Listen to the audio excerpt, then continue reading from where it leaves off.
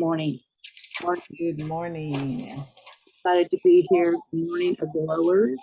Absolutely love that name and how perfect that song, I Am Light. Every time I hear that song, it just speaks all the way into my soul, and it reminds me of who I am.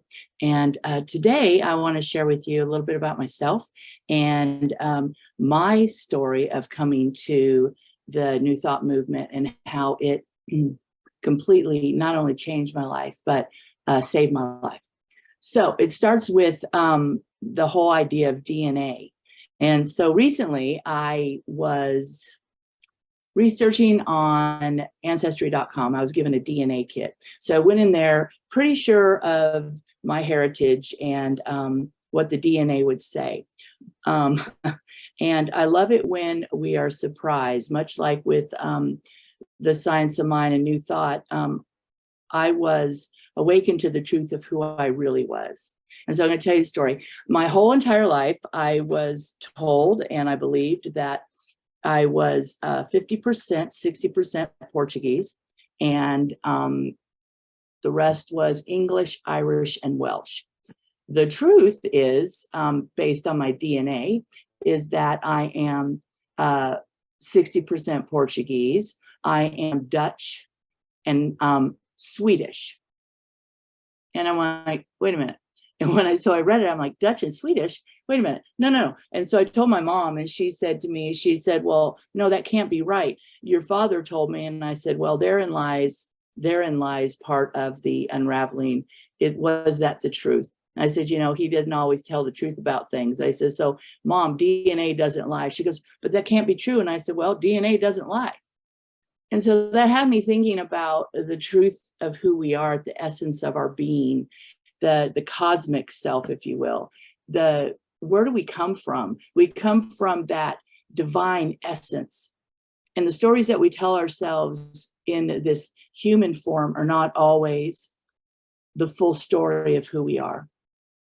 I grew up in a rather harsh environment. My life was not always easy. I have been homeless. When I came to the Science of Mind teaching, I was an active methamphetamine addict and had been using for many, many years.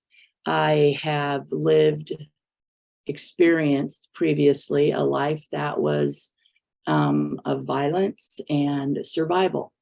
When I came to the Science of Mind teaching, I was told by my very first practitioner, oh, honey, you are not the things that you have done. You are not your family. You are not the stories that you've been told. You are not the labels that have been put upon you. You are light. You are a divine expression of the one. And it was really the first time I'd ever heard that. And at first I thought, this person doesn't know a thing about me. How can that be true? That can't be true. They don't know what I've done, where I've been, how I've lived. But I was intrigued. And so I started the deep dive into the Science of Mind. And that was in 1984. I never looked back. My life has continued to blossom. The awareness of who I am has continued to unfold. And if you believe in alchemy, from lead to gold, I was definitely living the illusion and the lie that I was lead. And the truth is that I am gold, and so are all of you. We are that which is light. So I want to tell you a little bit about what I realized is the DNA. Yes, within my human self, I am those things, which are Portuguese, and now I understand Swedish and Dutch, which is very funny. But the DNA, the essence of my very being and your being, contains not only physical traits, but also the blueprint of our soul. And so, in the purpose of why we're here in this human experience, it's a spiritual map that guides us. And so if we can open ourselves up to the labyrinth of life and allow ourselves to set aside the stories or the labels or the idea that we are anything less than magnificent, what begins to unravel before us is a beautiful truth that is the very core of who we are. And so for people, person like me, a woman like me who had gone through so many storms, I could not believe that that was the full truth. Through many, many, many, many years of study, Spirit has bestowed upon me a light, a love of self, a love of the story. And what I have come to find in the story is that, yes, we are our story. We are part of that story of our life, the life that we have lived, and yet we are so much more. The foundation that I'm creating is about us telling our stories, and in that story, there is power. For the longest time, I was intimidated, or I guess as a minister, I did not share the fullness of my story when I was in at the pulpit. I was afraid of criticism. I was afraid of judgment. I was afraid of being seen as an imposter. That was about 7 years ago. And through the process of completely having everything in my life undone, everything that I had worked for, everything I thought was meant to be my ministry, my life, began to unravel. And what I realized in that moment was that I had not been completely embracing and believing the truth that I am light. I kept a part of me hidden. So in doing that, I also robbed the people that knew me, my students, my congregation. I robbed them of an experience of witnessing what is possible through this teaching, witnessing what can happen when we set down the beliefs that are absolutely untrue, and we realign ourselves with a cosmic idea of what our DNA is.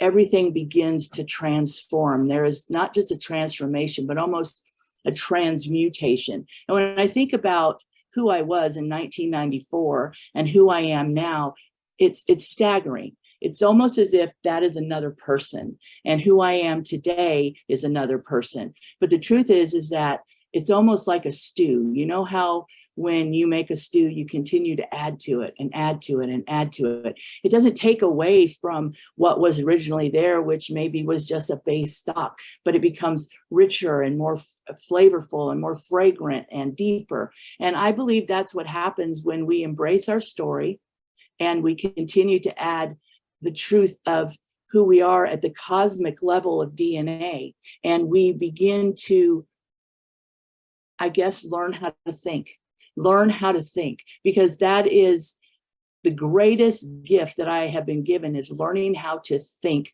aright and not to be, I guess, wallowing around or swimming in the story of limitation. I thought of myself as so many things that were not the light. I saw myself as uneducated. I saw myself as broken. I saw myself as damaged. And I believe the stories that were told to me, not only as I grew up, but also in the relationships that I cultivated after I grew up and began to be my own woman. I created the stories and I created not only the stories, but I continue to recreate the environment over and over and over and over again. One of trauma, one of fear, one of pain, one of, in some cases, extreme violence. And so I showed up in every one of those scenarios as a representation of the belief system I had. And when I decided to change my mind through the spiritual concepts of the New Thought teaching, everything began to look different. Everything began to feel different. I showed up differently. I stopped drawing into my experience those adverse circumstances, those people that were not in alignment with me. And so what I did find was that under all that, I was light. And it's almost like when you dig and you dig and you dig and you find, oh, look, there's treasure buried in this dirt, this red clay, this hard surface. Under all of that, there is something that's wanting to be revealed.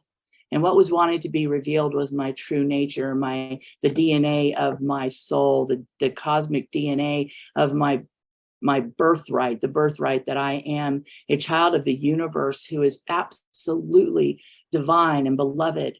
And I always was, and I always will be, and so will you. And why I like to tell my story and why I feel it's so important is that in my journey, I have met so many people who believe that that's the end of their story, that all they are is this boxed in belief system that they place themselves in, or they align themselves with the stories that someone else told them and they believed it. They allowed themselves to attach to that. So how do you embrace the divine essence of who you are through this teaching? Through the study of the science of mind and new thought, I not only learned how to think again, but I learned how to read. And what I mean by that is that when I got my very first Science of Mind textbook, I might as well have been reading Greek. It made absolutely no sense to me. The words were foreign to me. The concepts were foreign to me. And when I began to take classes, certain things started attaching themselves to me. They became almost like little bubbles of light, and I believed that they were truth. I'm like, wow, that makes sense to me. I am stepping into and through something that has always been available to me. And so the radiant light that was within me began to start seeping out through the cracks of, the armor that I'd been wearing to protect myself. And so through telling our stories, there's power. There's true power in telling our stories, because in telling our stories, we not only step away from that this is who I am, we close a chapter on that and we step into and embrace the new chapter, the new presence that you bring to this experience that we call human expression. So I've seen amazing transformations, people who have overcome adversity, who have been living in the story. There's been shame, maybe there's been limitations in their lives. They're not allowed themselves to live at the full potential that is available to them through this universal infinite intelligence. And they stand up there and they tell their story, and then they tell the story of how they overcame such adversity and the obstacles, and how they stand now at their full height and in their power. And you see the transformation. You almost see them stand taller. Their chest opens as they become proud of who they are and ready to share their light and their story with others in hopes and intentions of helping others to see the radiance that they are. I have done a lot of work working with the homeless, working with people that are disenfranchised. I've worked with people who live with mental illness. I have worked with people who have been women who have survived domestic abuse. And the theme that I see through all of it is that they just needed someone to believe in them. They just needed someone to see them, the intimacy, the intimacy that comes from the connection, the connecting of the soul. And I just want to bring up really quick what I witness, through the news, and how it absolutely breaks my heart, absolutely breaks my heart when I see some of the separation, a lot of the separation on this planet right now, and the violence and the fear. And still, I stand in the truth that we are all one. We are all one. We are brothers and sisters on this planet. And through this conscious teaching of believing that we are one, and that love lights the way, and that through embracing one another through love and embracing the differences and finding the bridge between our beliefs and our cultures and what we have grown up with, that we can become a cooperative globe, if you will. Now, this may seem like a farce to some, but I want to believe in that. I want to believe that through our consciousness, our collective consciousness, we can and will change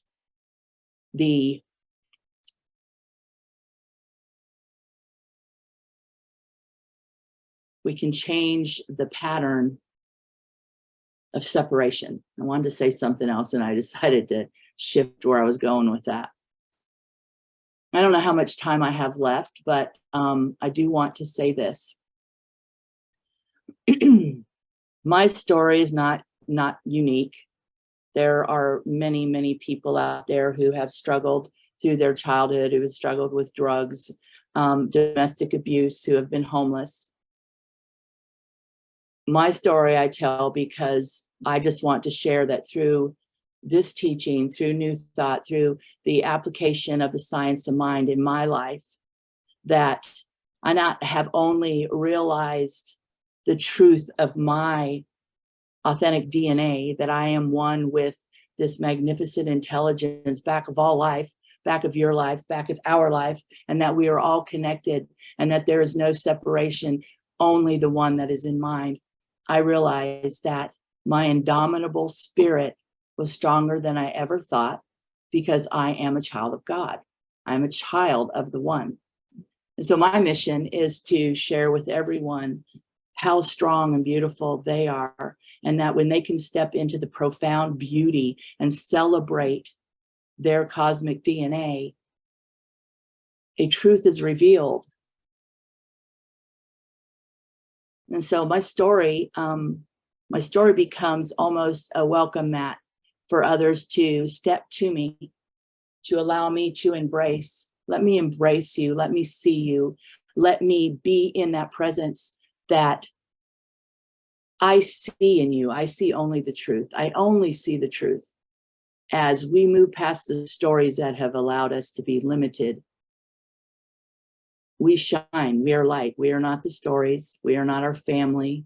We are everything that we have not allowed ourselves to imagine. So I will close by saying this. I leave you in a sacred place. I leave you in a place that lives within my heart. It lives within my soul. I see beyond the limitations of that human conscious thought that believes in the story of separation. And I stand today at my full height, embracing humanity, sending my love and my prayers out across this planet for all those who have forgotten the truth of who they are or have yet to realize the truth of who they are. My heart embraces those who may be in a position today of suffering, of hunger, of homelessness, who may be experiencing violence. And I believe that as I stand in truth, that my consciousness has power. It has power over anything and everything that is less than the abundant truth of God. So I'm going to let that be it for now. I send my love to each and every one of you, and I invite you to research your authentic, cosmic, universal DNA. Thank you. Thank you, Reverend Renee, for that beautiful rendition. And so we open up the floor right now to anyone who may have questions, comments, or suggestions, or any ahas. So let us see if there's any question, any comments while people are thinking. Let me see. Learning how to think, Reverend Renee.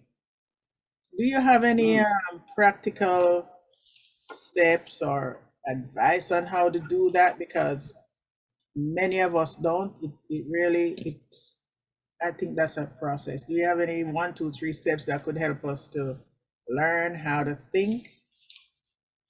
Yes, that's something I'm still practicing. Um, it's just it seems so simple to say, well, when you notice, it's it's about becoming aware. It's about knowing yourself at a deeper level, becoming aware of what it is that you actually think and believe. And that takes courage, and that takes a willingness to really admit what it is you're thinking. And for me, I noticed that there's a pattern of thinking that I still work with, is that because of my human DNA, I have a tendency to, first of all, let me share something that's personal, that I have a tendency to feel that I'm not enough. No matter what no matter what I do, I'm never enough. And that's that old pattern thinking. So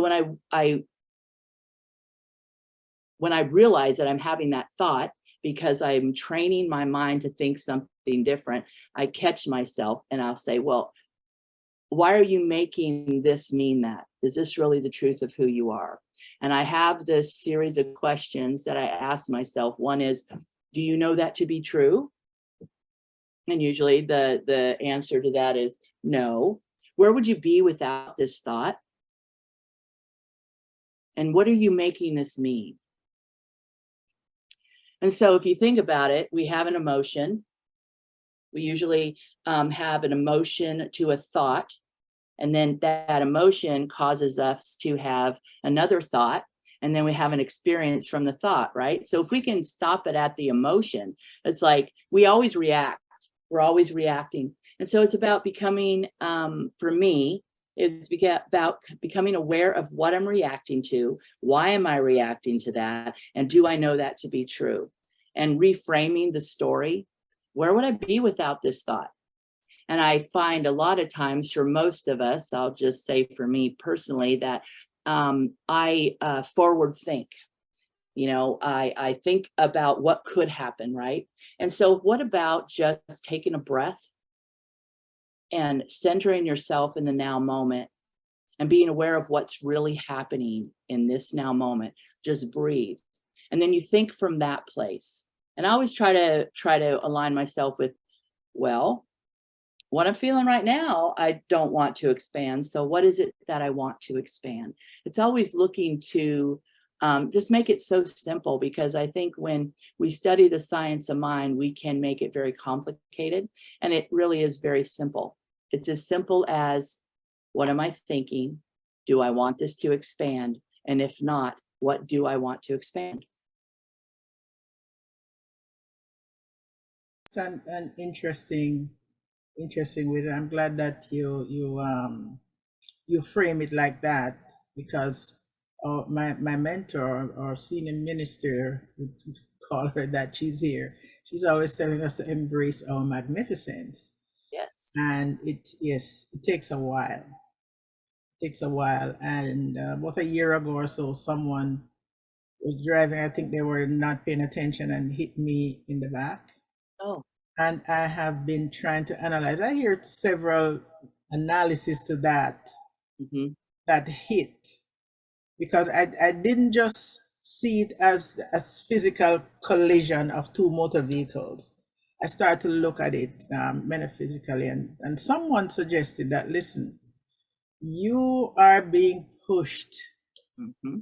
Yes, you're being pushed because you're being shoved into what you're supposed to be, because you're not stepping into your magnificence maybe fast enough, or maybe just not seeing who you truly are in the moment.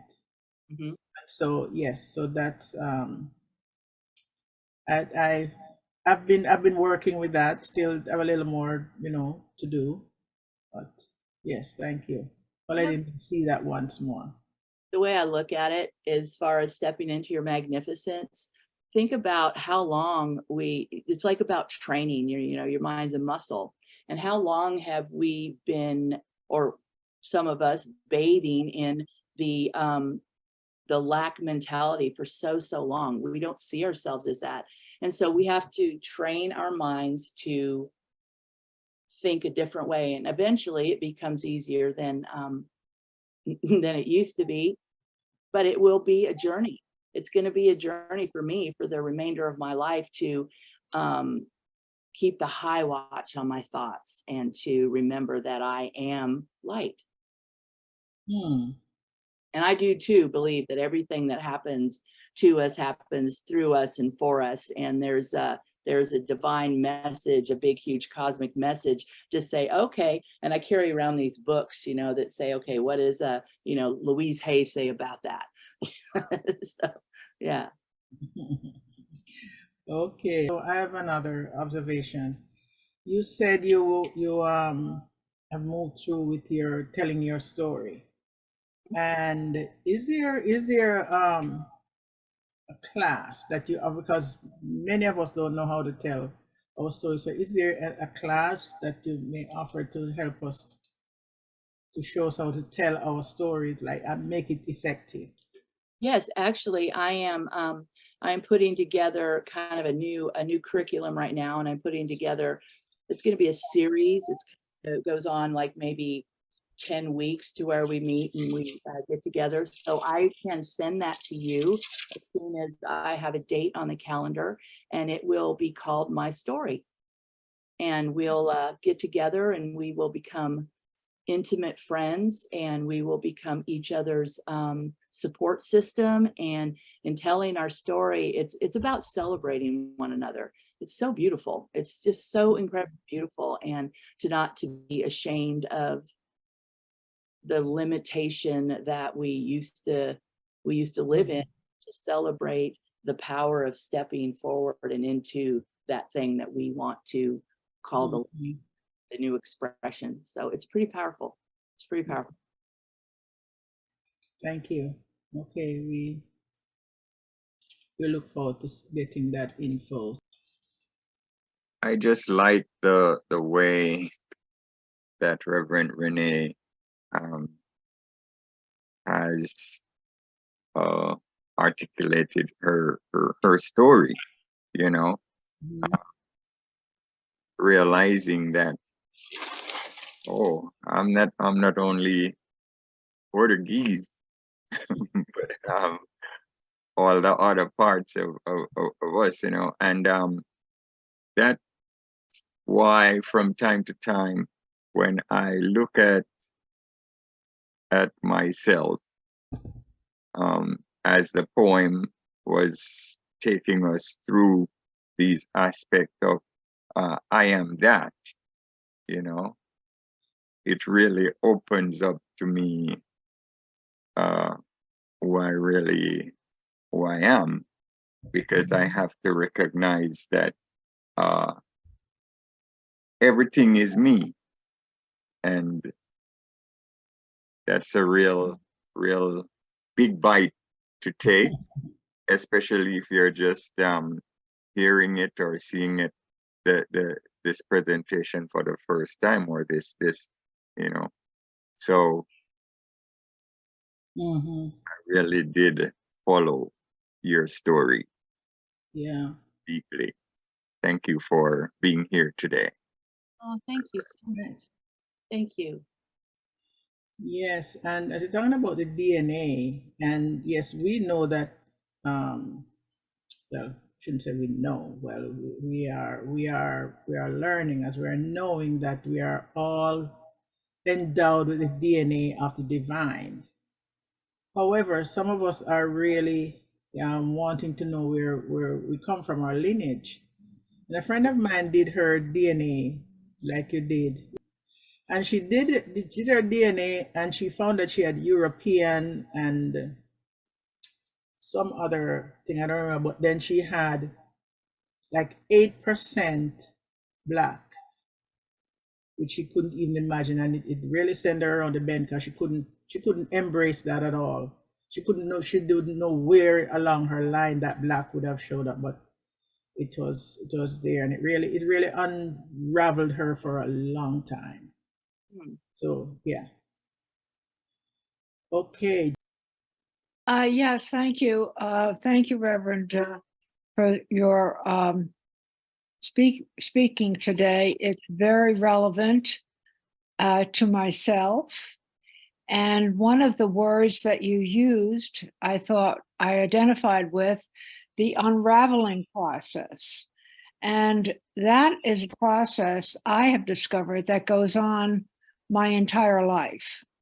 In other words, I never quite get there 100% and stay there to the light. Something will come along, like some of the events that we've been presented by the news this past week.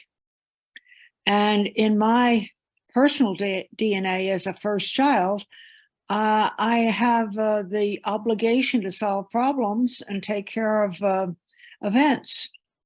And so I've been rather taken aback by that sadness I feel of being helpless in a world of inhumanity to man, the world that we're facing.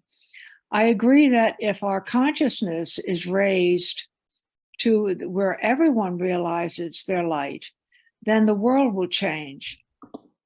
And it seems overwhelming to me sometimes how limited we can feel, I can feel, in that whole process of one person at a time, starting with myself. It seems like a hopeless task sometimes. So I also wanted to mention to Ashley that he picks the most wonderful songs and the most wonderful sayings.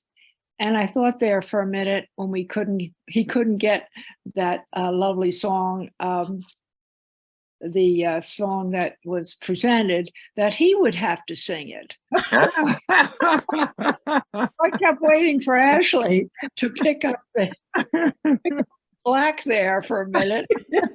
So there was some empathy sent to you, Ashley. Thank you. For Thank little you. That is funny. Yeah, but Renee selected the I am light to anchor her message. She selected that one today. That was funny. That was funny. And the only saving grace, Reverend, is when we can laugh at ourselves for how such an imposition we place on ourselves sometimes in the sense of responsibility for the world. My sense of responsibility for the world. I just wanted to share that with everybody. I was wondering if anybody else was feeling that sense of helplessness this week. Thank you for listening. Thank you so much, Joan. And yes, I feel exactly the same way. And I had someone ask me the other day, is that, well, if prayer works, then how come this is going on? This is going on and on and on. And well, how can prayer work? How can prayer work? Well, the truth is that we can only truly first change our inner world. We can change our inner thoughts, and that becomes the radiation from which spreads out and goes across and through. And I kind of like to look at it this way, as let's say there's a collection of people, and our energy, the energy field that we're sending out, it goes over here and it overlaps with, let's say, you, Joan, and then it's overlapping with Lillian, and it's overlapping with Ashley, and it's overlapping with Robert, and then Robert's is overlapping, and on it goes, right? So what is that energy that we're actually bringing, the consciousness? And so it has to start within ourselves, and to be at the high watch of our thoughts, our beliefs, our feelings. I check for myself when I do have moments when I watch the news. Certain events and or certain people bring about a visceral reaction within me, and I notice that I'm having, let's say, less than precious thoughts towards that person or the event. Well, I have to catch myself and go, oh, well, that's against what it is that I say I want. I say that I want world peace, and I want everyone to get along and to embrace one another and have conscious acceptance and understanding, and I'm like, wait, but I wasn't expressing that in my heart and my thoughts. And one of my teachers said, does this person or this event have safe passage through your mind? And I'm like, maybe not in this moment. And I remember something that the Dalai Lama said when he was being interviewed. It was a long time ago, and I don't remember who was president at the time, but the interviewer asked the Dalai Lama, "What do you think of so and so?" And he sat there for a minute, and he got that grin that he gets, and he went like this. And she said, "Well, what does that mean?" He says, "Well, when I have certain thoughts, I need to make sure they go in one ear and right out the other." And I went, "Oh, so even the Dalai Lama, that, you know, the holiness, his holiness, who lives in that place of absolute transcendence, we think he has those moments." So I think it's that we stand guard at the gates of our mind, and it has to be personal before it can become global. Hmm. But that's my journey, because it is overwhelming to think, well, I'm not doing something right, I'm not thinking right, I need to bring a bunch of people together. But even if within me I am not completely aligned with unconditional love, well, it has to start with me. I don't know if that helps. Wow. Yeah, I've heard of this method being used by some people. Thank you so much for that, Reverend. Of putting what we call a bucket or a pan or some kind of container. Maybe, you know, set it in front of the TV and just imagine that all those undesirable, despicable stuff is filtering in that bucket, in that pan before it comes to you, so that you're not overloaded with, you know, things that you really don't need in your space. Yes, you want to hear the headlines. Yes, you want to know what's going on around the world, but certain details and gruesomeness you really don't want. So you have it filtered through that container before it gets to you.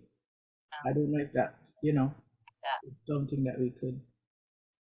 That explanation that Reverend Renee gave a moment ago,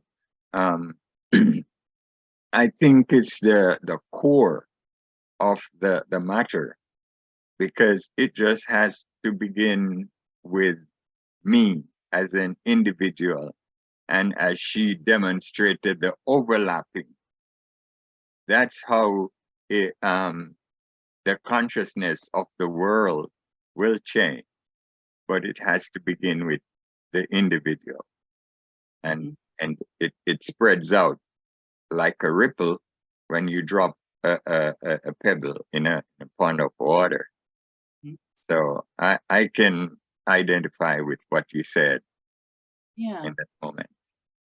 Yeah, I think we've all felt it too, you know, where somebody walks in the room and changes the energy, either Yes. for becomes lighter or I that's the same thing. It's like, how are we changing the energy of anything that we're either witnessing or experiencing? And it's kind of that idea for me, is that when I walk into a room, am I making it a better place? And how do I make that a better place? And so that means that I, you know, like Gandhi said, to be the living example of what it is that you want to see. And that sometimes is the deepest and most challenging work that we can do, is to unlearn the previous thinking that we grew up with. And but it can be done. I don't know if you know anything about the brain, but the brain can rewire itself, and it can disconnect certain neural pathways that are negative, and it can create whole new highways of happiness and joy. And if you believe that we're all vibrational and magnets, then it does change the experience. And so it is like going back to mind school, if you will. It's work, but it's work that's worth it. Yeah. Yes, yes, yeah. Reverend Renee, you're totally right. It has been proven that the brain is plastic, you know, and even for people who, I think that these clinical studies of people who are already experiencing dementia or Alzheimer's, and through the processes that they engage them in, they have some positive results. Right. Many of them come out, on the other side. They become clear now. They can drive again. They can do a lot of activities again. And it's just based on just changing those pathways, those highways, as you say, growing new highways and new pathways. And yes, it is. So we're here now. We are in our total faculties right now. Yes, we can do it. We don't have to wait until we get, to that place. Right. Yes. Thank you so much. Thank you. We're gonna move along in our celebration now. We're so blessed to have you, Reverend Renee, and we know we're gonna see you again next month on the fourth Sunday. So glad to have you.